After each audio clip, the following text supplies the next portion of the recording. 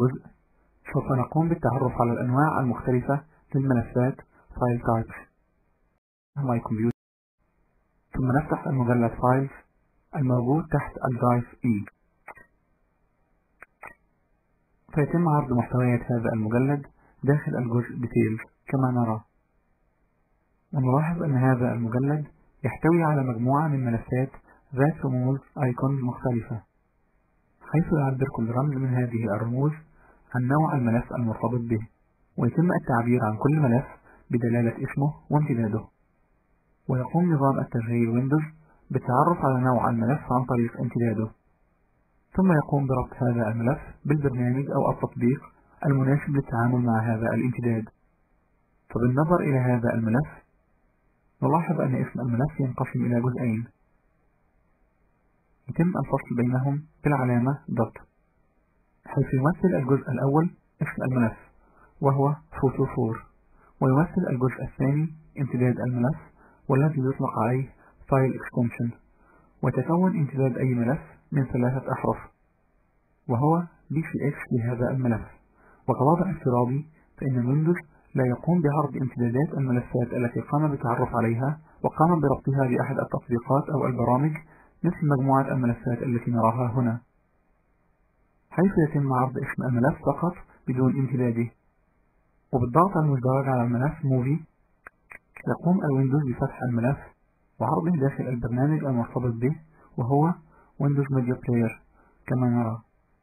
ويمكننا عرض امتداد جميع الملفات لفتح القائمة المنسدلة تول واختيار فولدر اوبشنز، ثم نضغط على لوحة المتغيرات فيو ونزيل الاختيار hide extension for known file types، ثم نضغط OK.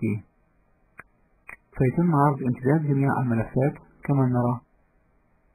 وكما ذكرنا من قبل فإن رمز الملف يختلف بنوع الملف، فعلى سبيل المثال فإن هذا الرمز يمثل ملفات الصور من النوع JPG، وهذا الرمز يمثل ملفات الصور من النوع GIF، وهذا الرمز يمثل ملفات الوسائط المتعددة مثل ملفات الفيديو من النوع AVI، وملفات الصوت من النوع WAV و MID. ويقوم الويندوز بوضع هذا الرمز للملفات التي لم يتم التعرف عليها مثل الملف photo4.bcx، حيث أن الويندوز لا يستطيع التعرف إلا على الملفات التي تم تثبيت برامج أو تطبيقات يمكنها التعامل مع هذا النوع من الملفات. ولكننا من خلال امتداد هذا الملف نعلم أن هذا الملف عبارة عن صورة، ولفتح هذا الملف نقوم بالضغط المزدوج على هذا الملف فيظهر المربع الحواري ويندوز، وتظهر به رسالة تخبرنا بأن نظام التشغيل ويندوز لا يستطيع فتح هذا الملف. ولفتح هذا الملف يجب معرفة البرنامج أو التطبيق المستخدم للتعامل مع هذا الملف. وفي الجزء What do you want to do يظهر خياران. الخيار الأول يستخدم للبحث عن البرنامج أو التطبيق المناسب لفتح هذا الملف على شبكة الانترنت، ولتنفيذ هذا الأمر لابد من إجراء الاتصال بشبكة الانترنت. أما الاختيار Select a program from a list فيمكننا من تعيين البرنامج الذي نريد استخدامه لفتح هذا الملف يدويا، وذلك من خلال قائمة البرامج المثبتة داخل نظام التشغيل. فنقوم بتشغيل هذا الاختيار ثم نضغط OK، فيتم فتح المربع الحواري Open with لاختيار البرنامج الذي نريد استخدامه لفتح الملف.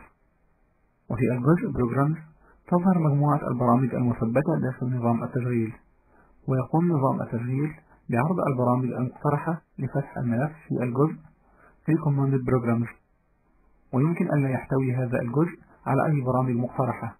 وفي الجزء Other Programs يتم عرض باقي البرامج المثبتة داخل نظام التشغيل، حيث يمكن اختيار أحد البرامج المعروضة داخل هذا الجزء لفتح الملف.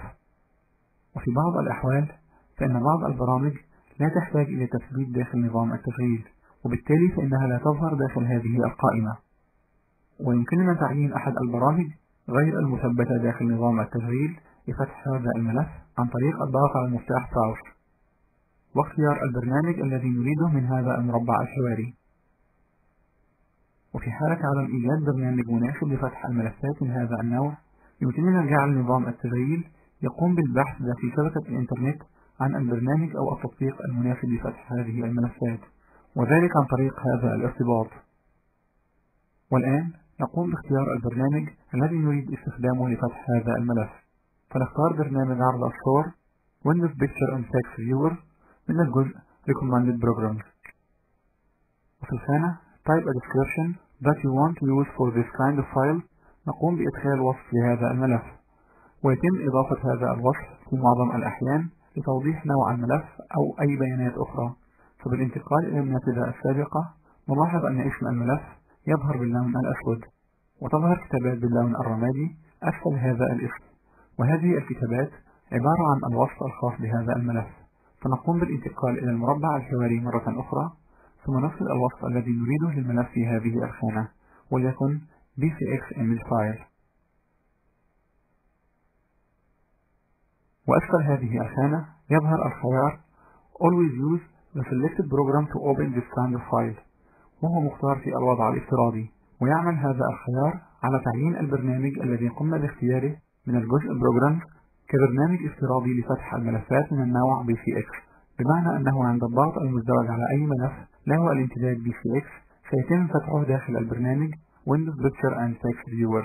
فنقوم بالضغط على المفتاح OK، سيتم فتح الملف داخل برنامج Windows Picture and Text Viewer. والآن نضغط على المفتاح Close لإغلاق هذا البرنامج. وبالانتقال إلى النافذة مرة أخرى نلاحظ أن جميع الملفات من النوع bcx تظهر بالرمز الخاص ببرنامج Windows Picture and Text Viewer، دلالة على أنه تم ربط هذه الملفات لهذا البرنامج، كما يظهر الوصف الذي قمنا بإضافته لهذه الملفات أسفل اسم الملف. وبالضغط المزدوج على أحد هذه الملفات يتم فتحه تلقائيا داخل البرنامج Windows Picture and Text Viewer.